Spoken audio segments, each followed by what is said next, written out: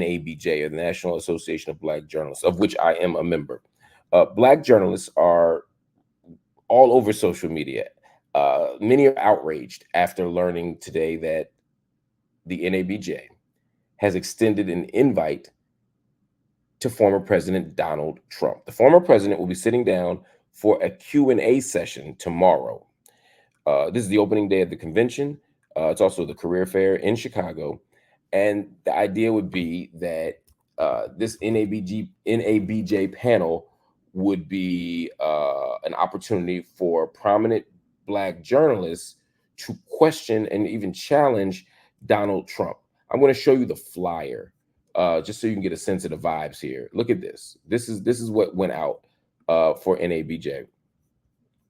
It says NABJ welcomes former President Donald J. Trump for a special conversation in Chicago. Now, what's interesting here to me are the participants. You got Rachel Scott from ABC News. You got Harris Faulkner from Fox News. If you don't know Harris Faulkner, I know Harris Faulkner well. She's a former colleague of mine. She is a dyed-in-the-wool right-wing sympathizer. She is a Fox News. She's not the straight news of Fox News. She wasn't the Chris what was his name? Chris Wallace, or even Shepard Smith, or even Brett Baer. You know, she is very clearly a right winger. And then you have Kadia Goba Semaphore.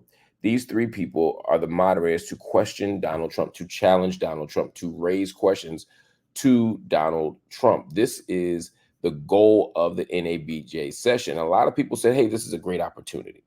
This is an opportunity to question Donald Trump. This is an opportunity to challenge Donald Trump, but everybody didn't feel the same way. In fact, quite the opposite. Many people were very unhappy that President Trump got an invite to this event.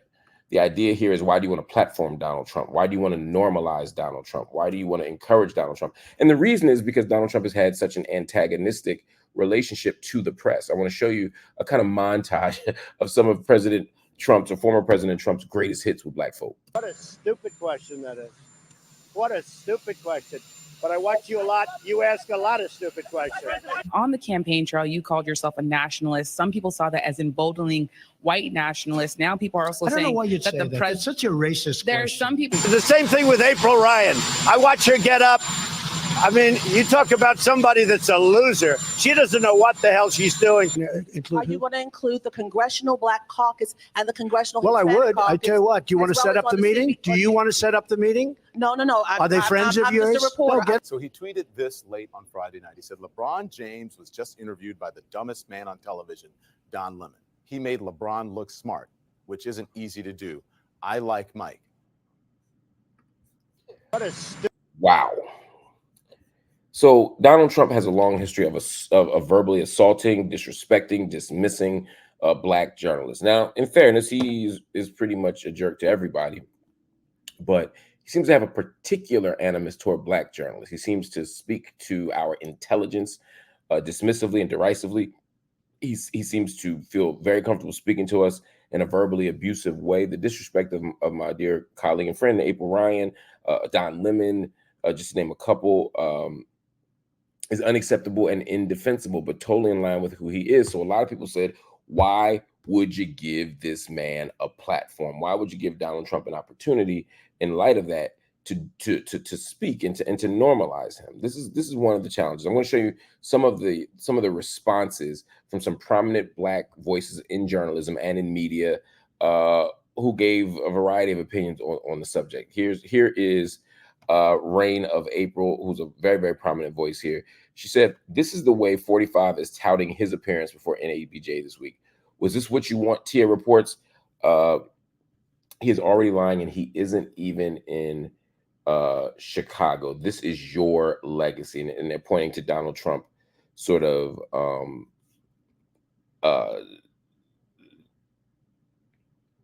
bragging, I guess you could say, about his record.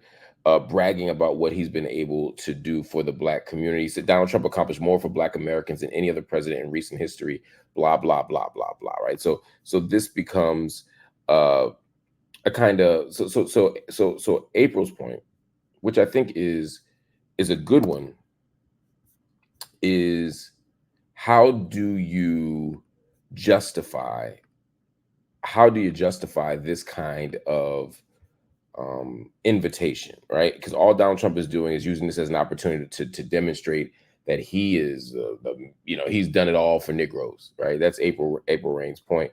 And I think that's an interesting point. Amisha Cross also weighed in on this and said the same Trump that attacked Black journalists from the stump, the same Trump who was attacking DEI can't get ahead of his own racism and sexism. And the guy who wants to dissolve journalism as we know it, that is who is speaking at NABJ 24 with record attendance.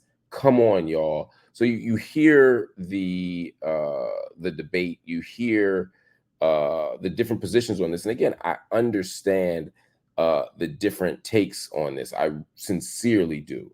I sincerely get why people would be, how can I put it, frustrated by, I could see why somebody would be genuinely frustrated by this, but there is another side to this.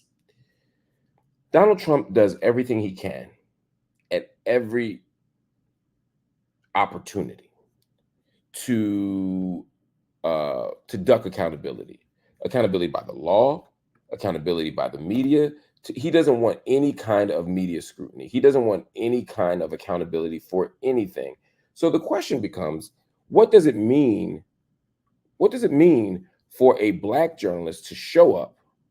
What does it mean for Black journalists to show up and to actually force Donald Trump into an accountability posture? Now, I don't expect Harris Faulkner to ask Donald Trump anything of substance.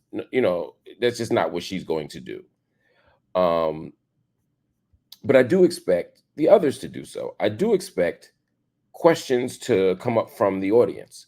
I do expect people to firmly challenge Donald Trump in a way that he won't be challenged anywhere else. Look at this tweet from Jamel Hill. I think this sort of gets at some of that, right? As journalists, we can never be afraid to tackle someone like Trump. The reality is that he is running for president and needs to be treated as such. Being questioned by journalists is part of the job and especially important in the company of Black journalists. Mainstream media keeps trying to convince us that he's actually gaining support among Black people. Let's see if that's true. So there is an argument here. I mean, again, a legitimate argument that maybe, and since Donald Trump is always unaccountable, since Donald Trump is always ducking the tough question, what does it mean to be in a room of Black people and say, well, how do you explain this? How do you explain how you talked about Don Lemon? How do you explain how you talked about April Ryan? How do you explain how you ignore democratic practices like free speech? How do you explain, how do you defend the claim that you have been the best president toward the Black community since Lincoln? Right? Actually hold him accountable, because remember, there are Black people out there who believe that Donald Trump is a legitimate option. There are Black people out there who don't realize, who sincerely don't realize that Donald Trump is not viable as a candidate, or shouldn't be viable as a candidate. There are people out there who are considering voting for him. And Donald Trump doesn't need a big slice of Black people to win Pennsylvania. He doesn't need a big slice of Black people to win Ohio. He doesn't need a big slice of Black people to win Virginia or Georgia. He just needs enough.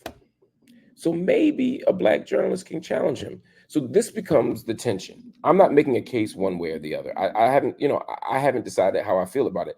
I tend to lean toward opening up the space. I tend to lean towards saying, look, invite Donald Trump.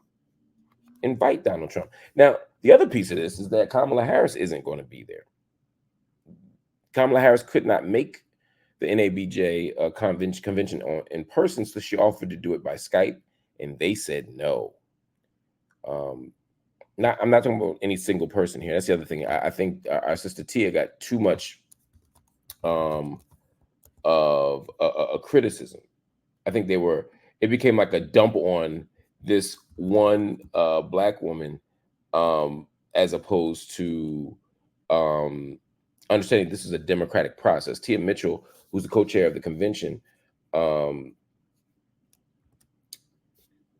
almost has gotten blamed exclusively for this. Don't beat up on that, sister. Instead, let's talk about, as a community of journalists, as a community of citizens, you know, what kind of outcome do we want, and how can we push back and challenge and think through this as a community to get to the kind of outcomes we want. I'm down with that, but I don't want to dump on any one person. Same thing when it comes to the decision to rescind, or not to rescind, but for Kamala Harris not to be there. I don't know, man.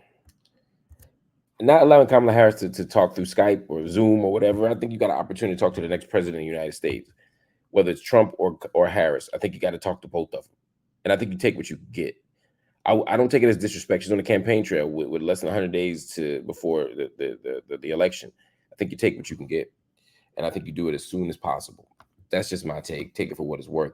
But it's a spirited debate, and I will be interested to see what comes of the interview. If Trump stands up and shows his ass and disrespects everybody, people are gonna say, "See, we tried to told you."